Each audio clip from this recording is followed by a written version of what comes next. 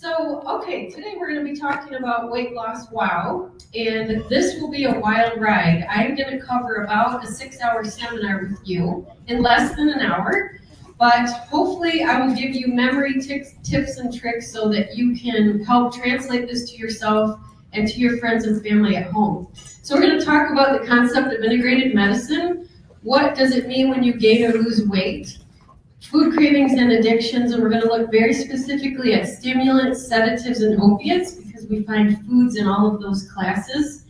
The difference between BMI and BIA, and then resources that are here for you at this weekend conference. Always make sure you're working with a competent physician.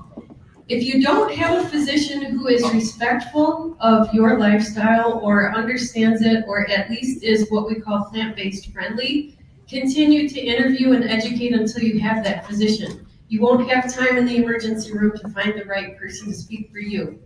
Knowing your family medical history, if you look at your family tree and you see diabetes and you see obesity and you see cancer, make sure that you're eating against that, okay? Because those are genetic clues you're set up. And then make sure that every practitioner you see has a complete list of your medications, your supplements, herbs, and potions, because we're all trained to look for different interactions and contraindications.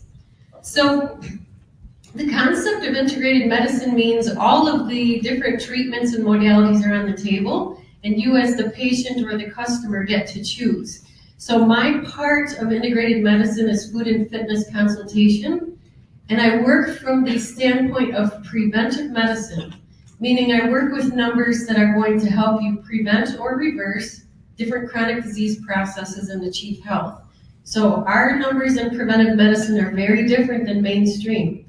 You can kind of see here, for example, a mainstream physician might say, as long as your total cholesterol is 200 or less, you're good. Well, that's a 50% stroke and heart attack rate. So we work from the preventive numbers, about 100 plus your age, about 150 or less on average. The only little personal story that I'm going to share with you today is in my 20s, my cholesterol was between 200 and 210. The only thing that I've changed in the next 30 plus years is my diet. I've never smoked. I've always been fairly active. I haven't, all of a sudden added a new medication, but my cholesterol now is 137 to about 147 consistently. So the only thing that changed in the last 20, 25 years was my diet. And I'm aging and my cholesterol is remaining healthy. But you can see here, preventive numbers are different. Unfortunately, this is our obesity rate and our diabetes rate on the bottom. You can see as the colors get darker, we're seeing more incidence of obesity and diabetes in the US. It is an epidemic because this is not natural. Natural numbers in obesity, for example, should be 1 in 100. Our current rate in the United States is 1 in 3. The only way we can do that is by changing our food chemistry. Yes, we're more sedentary, but even when we take out that factor in research, we see that food chemistry means even more than exercise. So we're concerned in integrated medicine about all the side effects that come with the body weight, heart disease, hypertension. The soft warning signs are at the bottom, maybe more snoring, depression, and less activity. Maybe you decided this year, you know what, I just don't feel like joining the bowling team this year. Or I'm just not able to play with my grandkids as much as I could last year. Those are those soft warning signs creeping up. So let's get to body scan or BIA or what's really going on in the body. When we have that extra body weight, take a look at the knee joints, the hip joints. Digestion, that's a low fiber diet, what you're seeing there. Looking at the muscle, the good news here is with very overweight people, we do see a muscle mass that we can work with. Remember, they're carrying around that weight all day, so we can use that muscle to help burn off the extra body fat, and that's the key to BIA. Maintaining muscle and bone while you're getting rid of extra water retention and body fat. So we're going to pause just for a minute on this slide because these are basically the 8 reasons I've seen in my practice for people carrying around extra weight. The top, if your brain chemistry is insensitive to leptin, you never really get the signal that you're full. So you're wandering through the kitchen, opening cupboards and looking in the fridge. I know I want a little something. I'm not really hungry, but I just kind of am not full. I'm not satisfied. The best way to increase leptin sensitivity is beans, peas, and lentils, that legume class. And for a target, we try to get women to 1.5 cups or so a day, men 2 cups a day, and children 1 cup a day.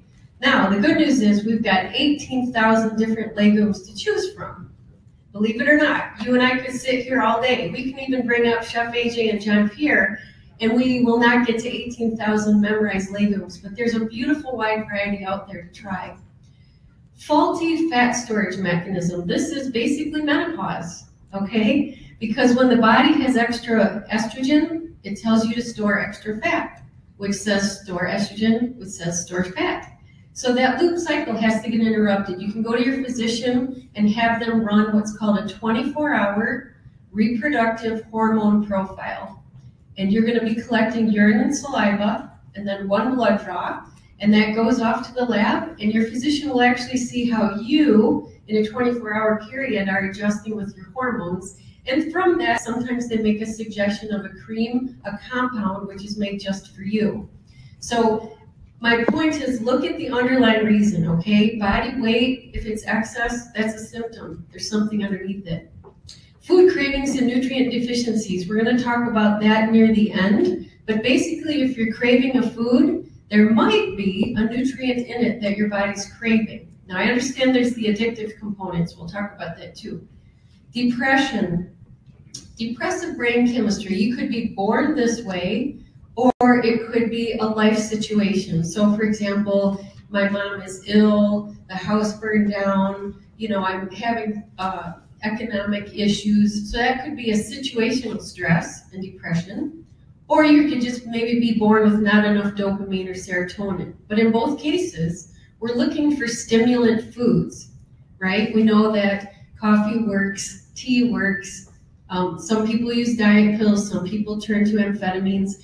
But in that case, if you're looking at these high-calorie stimulant foods, in many cases like a latte at McDonald's and this kind of thing, hundreds of calories and sometimes even 1,000 calories in one drink. What we need to look at is addressing the depression or the anxiety underneath. Over on the far right, too many calories for your activity level. If I eat 2,000 calories, I use 1,500, I've got 500 that will be stored every day. So adjusting activity level and adjusting calories. And that can be done on a daily or a weekly basis. If you're normally a runner, but you're going to take a week off and not run, your caloric needs go down. So just kind of connecting that in a common sense way. Poor family habits. If I had $1 for every time somebody said to me, my high cholesterol is genetic, we would all be going on a cruise. Because 5% of high cholesterol is genetics. 95% is stuff that we can change with our lifestyle. So what's running in the family is recipes. So what we need to look at is, if mom smothered everything in butter and I smother everything in butter, my daughter will grow up smothering everything in butter. So we need to adjust those recipes. Next up, we have the endocrine imbalance, or the setup for diabetes, you know, blood sugar imbalance and so on. And that causes what's called visceral adipose tissue, VAT. And VAT is when you have midsection weight gain. Just in the last 5 to 8 years, we found out that that midsection body fat actually creates neurotransmitters to make you crave more fat. So it's almost like an alien that wants to keep itself alive. So remember, back to how do we adjust for body fat, definitely start looking at the legume category. You'll see mathematically why legumes are such powerhouses. And then finally, consuming a lot of fat and cholesterol, but not enough unrefined complex carbs. For those of you in the advanced class, you already know I'm talking about Zone, Atkins, high protein, South Beach, paleo. When you eat a lot of protein from animal sources, you're also getting a lot of fat and cholesterol, and you're not getting enough fiber, and you're not getting enough micronutrition. So in that case, again, over time, you're going to lose serotonin. We'll talk about that in a minute. When you lose serotonin, you get that sense that life is not good. Something's wrong. and you start looking for stimulant foods to try to boost your mood. So probably you fall into one of those 8 categories. Gives you a little bit of homework, try and figure out where you fit. Certainly I'll be available in Chef AJ and John Pierre to process those. So let's look at food as math. This comes from Dr. William Harris, who unfortunately passed away a couple years ago, but until he was in his 90s, he swam a mile in the ocean. He was plant-based for decades, and he also did gliding, plane gliding, and also parachuting. So wildly famous, educated, intelligent physician from Hawaii. So this is his work. Notice that as you follow the row across, we always equal 100, because when you're dealing with percentages, everything has to equal 100% at the end, right? So your average fruit is about 5% fat, 7% protein, and 88% carb. Your average legume, remember my friends call me the bean queen, is 4% fat, 26% protein, and 70% carbohydrate. So legumes are protein powerhouses. Mathematically, you can also put quinoa into that category, and you can put sprouts into that category. Where is the fat powerhouse on the slide? Nuts and seeds, excellent. So for those of you who do nuts and seeds, I know some do, some don't, physician involvement and all of that. If we held it to the way nature did it, so by the time I crack open a handful of nuts or seeds, right, if I had to do it myself, cracking open a handful of walnuts, I would be done. I would go look for something easier, like berries or bananas or potato or rice, or something that would be a little bit easier for me as a human to harvest.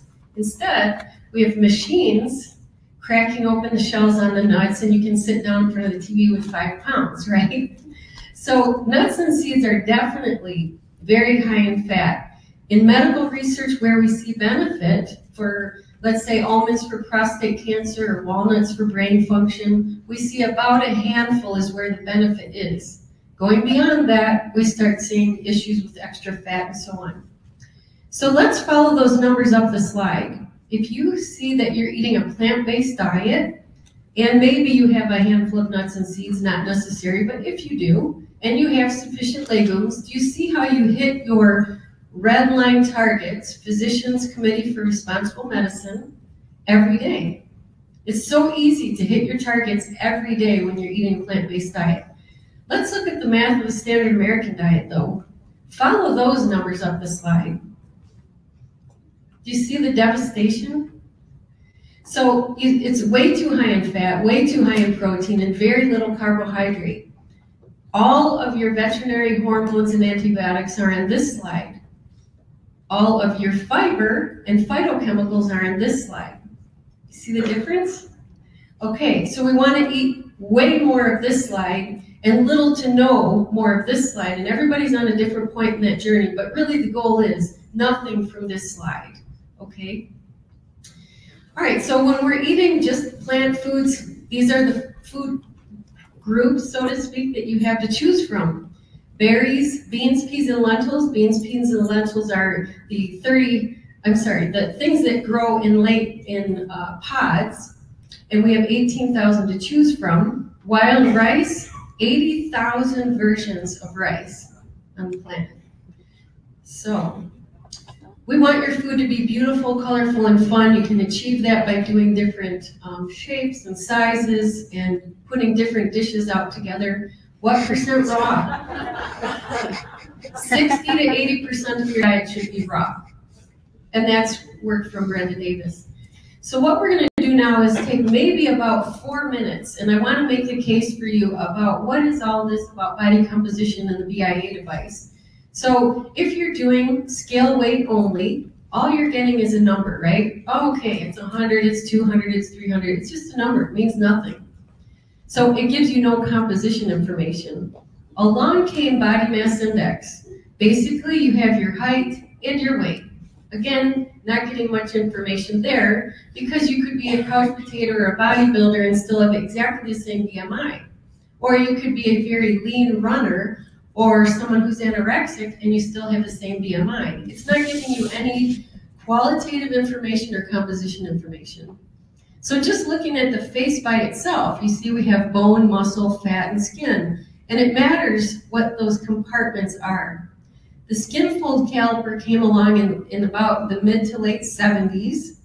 Extremely inaccurate, okay? Because if we had 5 people up here and we all were pinching the same person's body fat, the inter-rater reliability is not there. We're going to get different numbers all the time. Some of the methods use 3 sites, some use 7 sites. But the bottom line is you're not getting any total body water, intracellular water, phase angle data. We're going to talk about that. And a lot of patients are not comfortable with that method.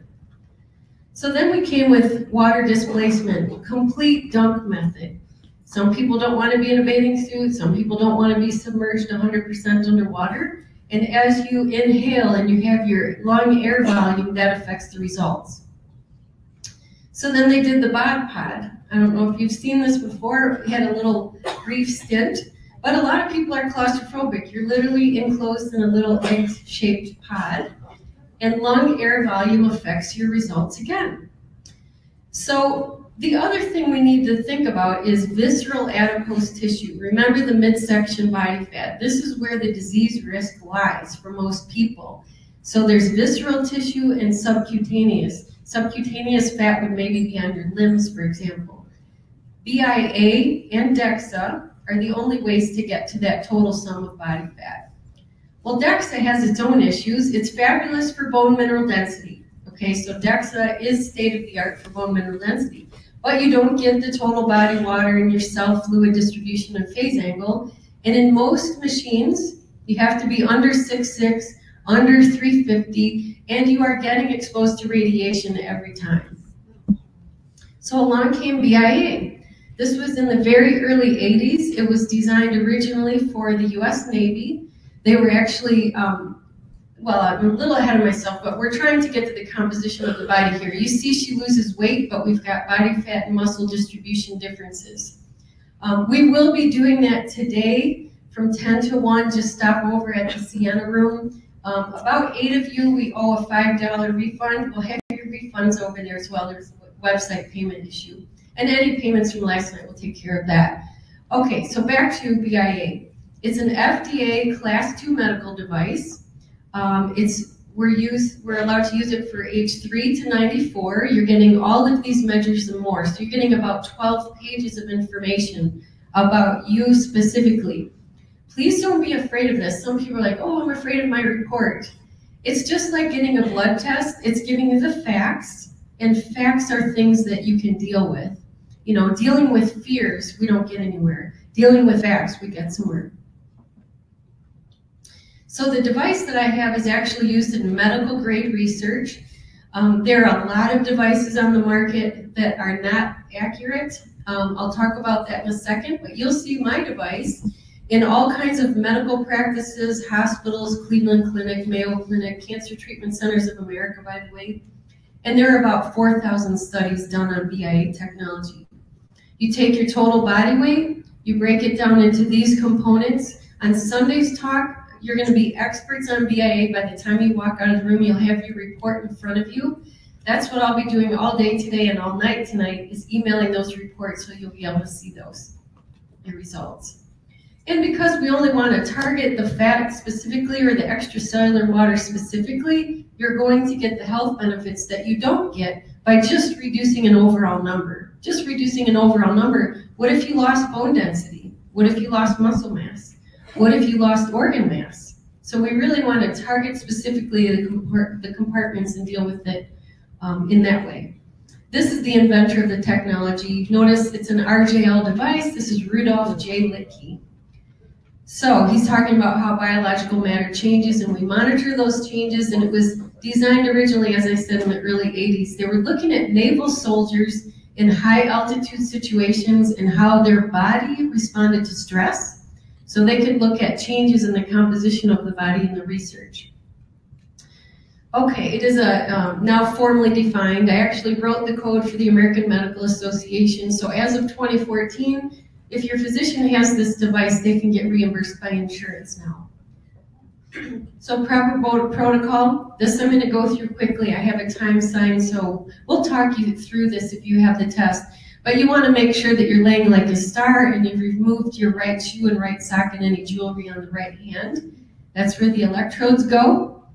As I mentioned, there are some issues with other types of BIA devices. Some of you say, well, I have a standing model, or I have a consumer grade scale at home, it gives me my body fat. As long as you are standing upright, your fluids of the body are not stable. So you need to lay flat in order to get this medical research grade results. There are temperature and moisture variations on your hands and your feet. Some people say, well, my hands are cold or my feet sweat. All of that will alter how the electrode on the skin is taking readings. So you want to make sure you're laying flat and avoiding all of these errors. And there's a lot of research to that, even up to 8% error rates.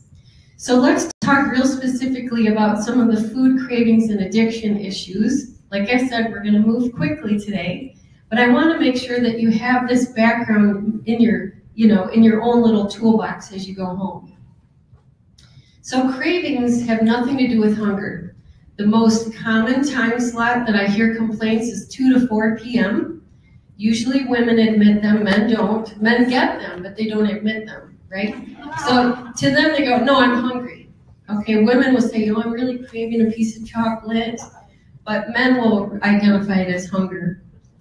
So women tend to crave chocolate and sweets, and they'll say, I'm stressed, the advertising made me do it, or I'm bored. And men will tend to crave fat and say, I'm hungry. So all addiction is something that makes you feel good. The brain is designed to want to feel good. When the thrill is gone, though, after that first couple uses, now you're just using, for example, caffeine. Now you're just using caffeine to get through the day. First couple times you had it, you were probably feeling quite buzzed and maybe shaky. But in this case, what we're seeing is over time, you're just kind of using to get that normal feeling. And we absolutely need to intervene. Just like a diabetic would need to intervene with blood sugar imbalances. So a little respect for the human brain. 100 billion neurons that never touch each other. And those neurons are kind of like highways, and the neurotransmitters are kind of like cars, handling messages going down the highway. And I'll show you a picture of that in just a second. At any given moment, we've got about 20,000 biochemical reactions going on. So breathing, blinking your eyes, me moving my hands like I'm Italian and I'm not even Italian. All of these things are going on at one time. And there are about 1,000 different chemicals involved in brain chemistry. So all addiction is at the very center of the brain. Your common sense is on the very outside of the brain. So they're not linked. It's just physiology when we're talking about cravings and addiction. This is kind of what it looks like with neurons talking to each other. The little neurotransmitters are the red and blue messenger chemicals. They're kind of like the cars going down the highway, and every once in a while, they have to cross a river, and the river is called the synaptic gap. So remember this as we go forward and talk about addiction. The receptors are what accept the cars. It's almost like a loading or a docking station. And this is kind of what it looks like when we're adding in, cocaine, and it's in the mix of the dopamine. You can see those little external chemicals are the white. But that could be caffeine, that could be sugar, that could be methamphetamine. It doesn't matter. It's an external chemical. That's the message here. And the brain has the ability to take apart and remake any chemicals that it needs if you give it the right foundational nutrition. If you don't, you can end up with things like anxiety and depression. So this is why I'm not an artist, but it really will help us illustrate depression, ADD, addictions, and cravings. So if you take a look at the top, just for math's sake, let's imagine that the 3 neurotransmitters identically match up with three receptor sites. That's an average functioning brain. We've got enough neurotransmitters to hook up with the receptor sites available. But when we actually add in a substance, now the brain will start making extra receptor sites for you. So it's taking in the 3 you make endogenously, and then it's adding more receptor sites to take in all the chemicals you're adding into the system, and that's that rush or that extra boost. But let's just say it's your drug of choice is caffeine, and you wake up in the morning, and all of that caffeine has now metabolized out of your system, so you've got empty receptor sites sitting there, right? So this is when the craving starts. This is when you're thinking about the coffee maker, you're walking down to plug the coffee maker in before you get in the shower. You start maybe getting a headache and a little cranky. It's because these receptor sites are sitting there empty.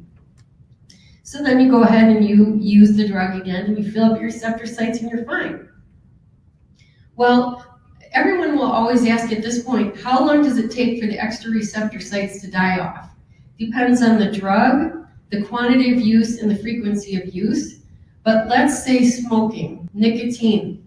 Most people will say the first 3 days were the worst, right? The first 3 days of quitting smoking is the worst. It's because nicotine receptors specifically start dying off at 72 hours. So that's when you start getting a little bit of relief from that constant nagging crave. But 3 days to 2 weeks, and 24 hours is when when some of the drug receptor sites start to die off is at 24 hours. So the drugs are different, the time periods are different, but basically 24 hours to 2 weeks is how long you have to put up with that. And then your brain chemistry starts returning to normal. Okay, so depression. Maybe you're just not born with the 3 neurotransmitters that hook up with the 3 receptor sites. Maybe not enough serotonin, not enough dopamine. That's what depression would look like. So pharmaceutical companies will make substitute chemicals to fill up the receptor sites. And then in natural medicine, we try to give you the building blocks so you start making more of those neurotransmitters yourself. But in integrated medicine, we all work together. We're not trying to work against each other. We try to fit the right approach to the right person. ADD. Basically, you've got enough neurotransmitters, but they're swimming the wrong way in that synaptic gap. So they're not hooking up on the receptor site. So a lot of the drugs that are given for ADD, and to be honest with you, I would say maybe 1 in 20 should be medicated like that. The other 19 I wish I could work with to give them the foundational nutrition and vitamin D and sunshine and so on. But basically they're transporter molecules. The pharmaceutical industry kind of picks up the neurochemistry and brings it over to the receptor site. So you'll notice depression, ADD, and addiction run in the same family trees. If you look at your family tree, you'll probably see smokers, a little bit of depression, a little bit of ADD, hyperactivity, inability to focus, kind of runs in the same family tree. Okay, so chemical dependence means that those receptor sites are sitting there empty, and the neuron cannot fire until you fill it up with that chemical from the outside that your body's gotten used to. That's chemical dependency. So all of the different neurotransmitters have different effects. Dopamine, I know Dr. Doug Lisle talks a lot about dopamine. It's the chemical that makes you driven. You're driven to go do something. The endorphins and enkephalin, these are things that reduce pain for you, kind of an analgesic effect. Serotonin is life is good. That's my favorite neurotransmitter. Serotonin is life is good. But if you're low in serotonin, you kind of get that feeling like you're feeling behind, you're not going to get your to-do list done, things just aren't right, maybe you should be anxious about something. That's all low serotonin. GABA is very relaxing and calming, and then epinephrine is basically like the antidepressant or that alertness chemical, kind of like adrenaline. So we'll talk a little bit more about these as we go. In England, they've identified 4 metabolic pathways, and people generally seem to have kind of their favorite metabolic pathway. So you might have someone that kind of likes to be sped up. They like the, amphetamines and the stimulants and the caffeine and the cocaine, and then you have someone else who likes to slow down a little. They like the alcohol, they like the marijuana. So there are 4 different metabolic pathways. Usually people are one or the other, okay? Now nicotine is a little bugger though, because it's both a sedative and a stimulant. So that's why many people who have done all different types of drugs say nicotine was the hardest drug to quit. And if you've ever smoked, you know, hats off to you, because I really honor the fact that you were able to quit that for a better life. Nicotine is really difficult. I actually saw a 27-year-old boy die because he could not stop smoking, and it had eaten away his throat. So it's real, you know, it becomes real personal when I have names and faces for some of these things. But if you've quit smoking, excellent decision. Definitely don't ever go back. So looking at opiates, this is where we see dairy and wheat. There's an opiate response for humans when they do dairy and wheat. I'm going to talk more about that. So it's a really tiny little balancing act that goes on in the brain. If you have high dopamine, as I said, you're searching, you're looking for a reward. High serotonin, you feel content and life is good. And there's a cruise control in the hypothalamus, because if I was just dopamine, I'd be driven to a goal, but I don't really have much direction to it. Like, I'm just running 100 miles an hour, I got all the dopamine in the world, but I have no direction. If I'm all serotonin, life is so great, why go to work? Why get off the couch? Life is great. So you've got this hypothalamus cruise control going on at all times. And really, when they're all balanced, we get this. We get the balanced mood, appetite is normal, intuition, everything's going fine, you're satisfied. When you get out of balance is when we have issues. So imagine we're all in a movie theater.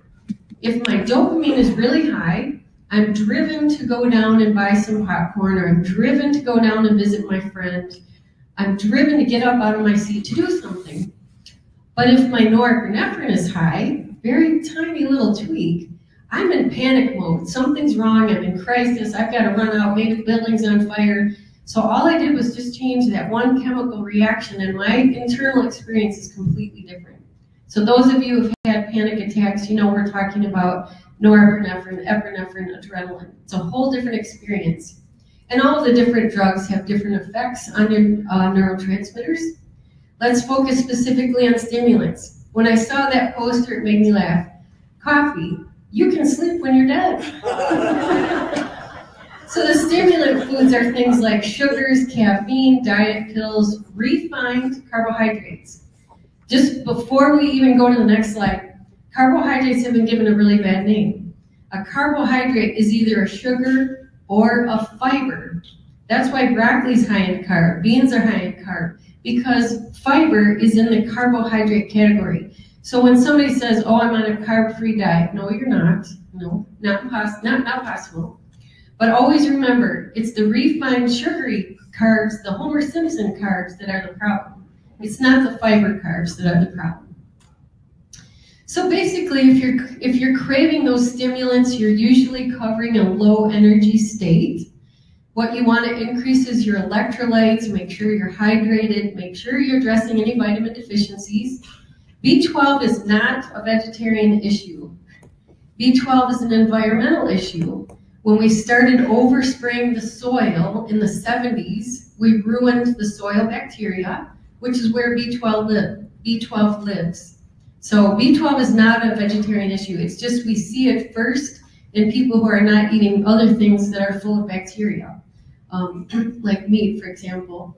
But even now, we're seeing B12 deficiencies in the meat eaters also, because of what the animals were fed was not B12 enhanced.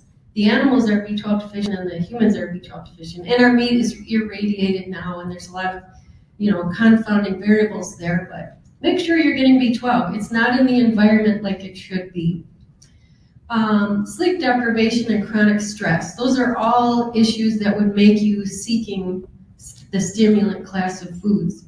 The sedatives, fats, oils, nuts, alcohol, overeating, and that crash that you might seek after eating a lot of refined carbs, that might be an underlying anxiety, right? Or work stress. You come home and you crave fats, because fatty foods, think Thanksgiving, make us sleepy. They make us it takes the edge off the anxiety. So if you're craving those sedative type foods, look at anxiety and stress in your diet. The extremely low fat diet where you're not paying attention to omega-3s, that might be an issue. I'll talk about that in a second.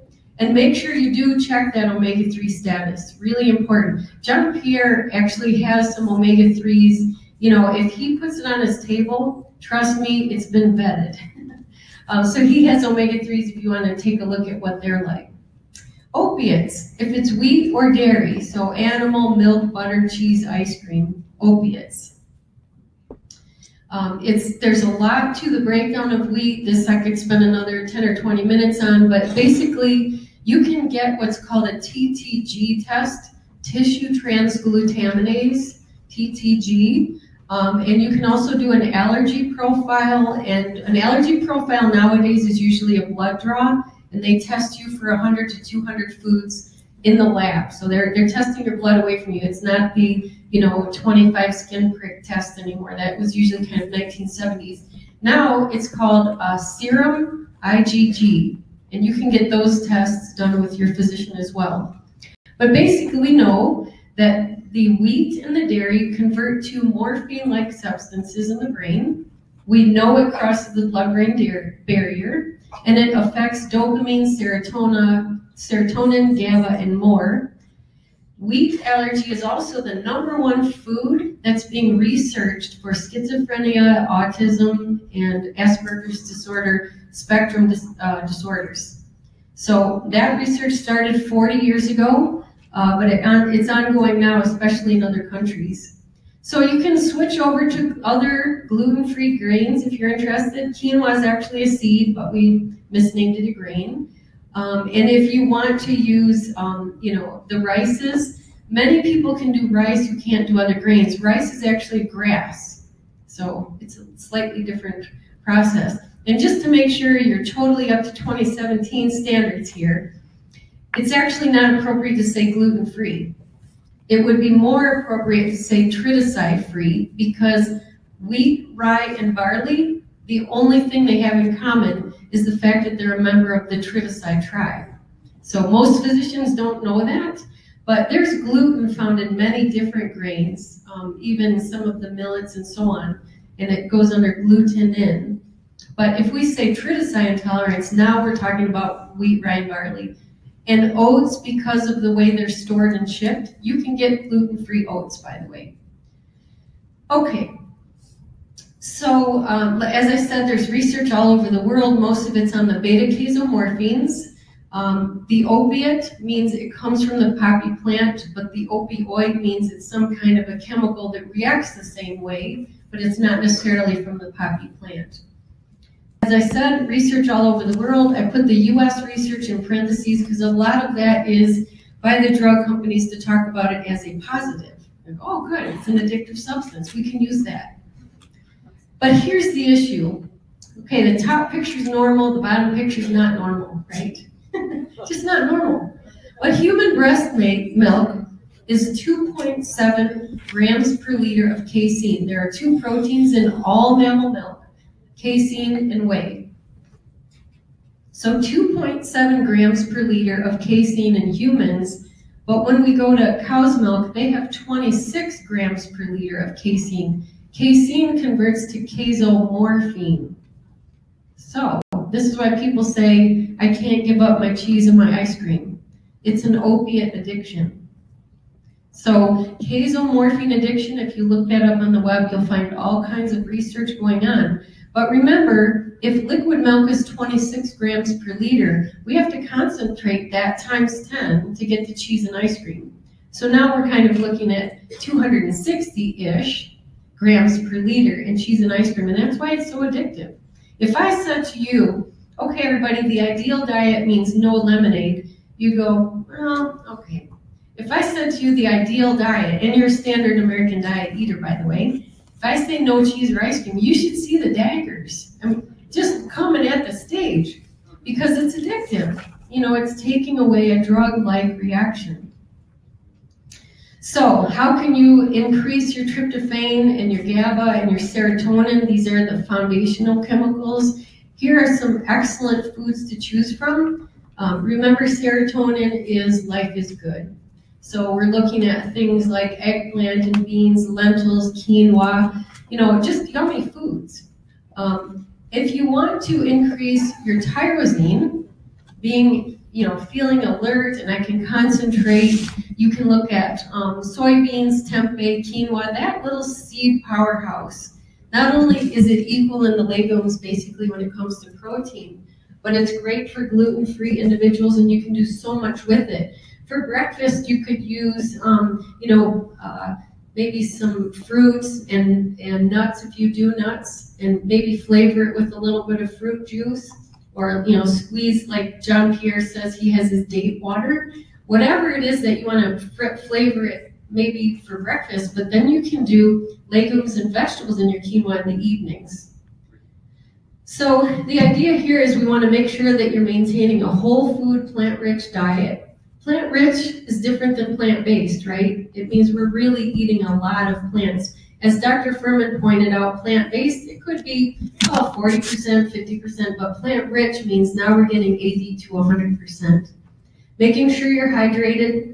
I'm going to talk a lot about hydration tomorrow when we're talking about body composition. It's water intake, electrolytes, and omega-3s. That's how we truly get hydration past the cell membrane. Being mindful of yourself and your surroundings. In Alcoholics Anonymous, they teach if going into a bar is an issue, it's sort of like if you sit there at the bar, at the barber long enough, you're going to get a haircut. If you sit at the bar long enough, you're going to order a beer. So pay attention to your context and your cues and be very mindful about where you put yourself. And practice compassion. John Pierre has made an entire life's goal of teaching people to be more compassionate with others. I'm almost sold out of my book. I am sold out of Rethink Food, but I highly recommend it to you. There are 100 physicians and dietitians and health coaches that they interviewed around the world to talk about benefits they've seen in their practice with a plant-based diet and a plant-rich diet. So Rethink Food. And then our DVDs are available, and both John and I can sign them here. That's the benefit. We're both in the same place at the same time, which isn't always true, but the DVDs contain all types of recipes that you can use for breakfast, snack, and dessert. The lunch and dinner DVD is sold out, but we'll both sign your DVDs if you're interested. Here's my contact information. If you have a question you don't want to ask here at the conference, certainly visit my website. There's a click button for email that comes directly to me, and I would be happy to answer any questions that you have and walk you through the process of, what's the consultation about? On my BIA, have another question. Who should I call for this? Please contact me if you have any questions at all. Okay, thank you for your attention.